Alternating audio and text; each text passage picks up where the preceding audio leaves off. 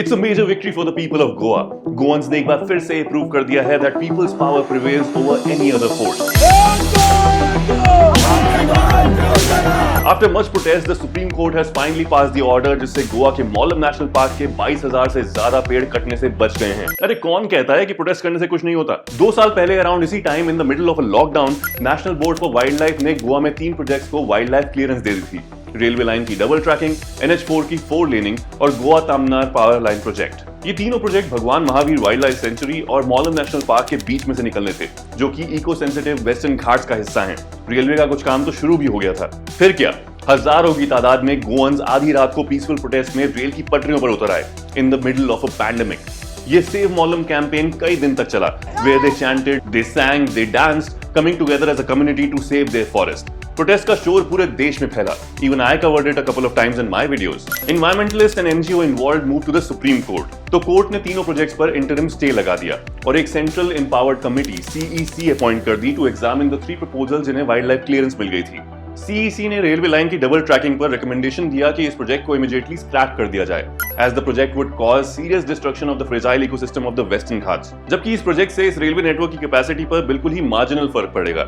National highway की 4 laning के लिए CEC ने अलाउ कर दिया, कंसीडरिंग कि आने वाले टाइम में ट्रैफिक और बढ़ेगा ही। But this they have done with recommendations कि एनिमल कॉरिडोर्स का एक्सपेंशन किया जाए और जहां-जहां एनिमल क्रॉसिंग्स आर फ्रीक्वेंट वहां फ्लाईओवर्स बनाए जाएं।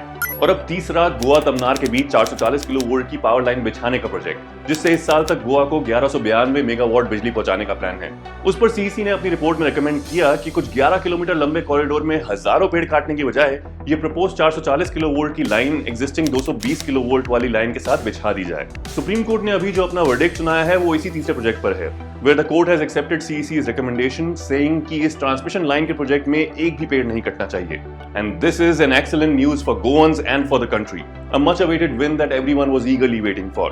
बाकी के 2 प्रोजेक्ट्स पर अभी भी फाइनल डिसीजन नहीं लिया गया है, but the citizens are hoping that these two will also meet the same fate. लेकिन सुप्रीम कोर्ट के डिसीजन के अभी कुछ ही दिन में, अप्रैल 10 को, प्रोटेस्ट के 2 साल के बाद, गोवा स्टेट गवर्नमेंट ने हजारों प्रोटेस्टर्स में से 4 को समन भेज दिए हैं।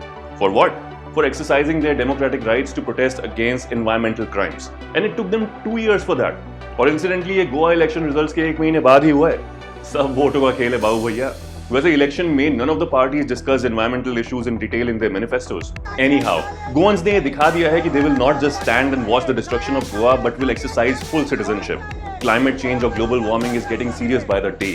अभी 4 अप्रैल को ही IPCC की नई क्लाइमेट चेंज रिपोर्ट रिलीज हुई है। India is going to be one of the worst hit countries with heat waves, frequent cyclones and excessive coastal flooding. उसके बीच भी simply can't afford such huge forest being cut.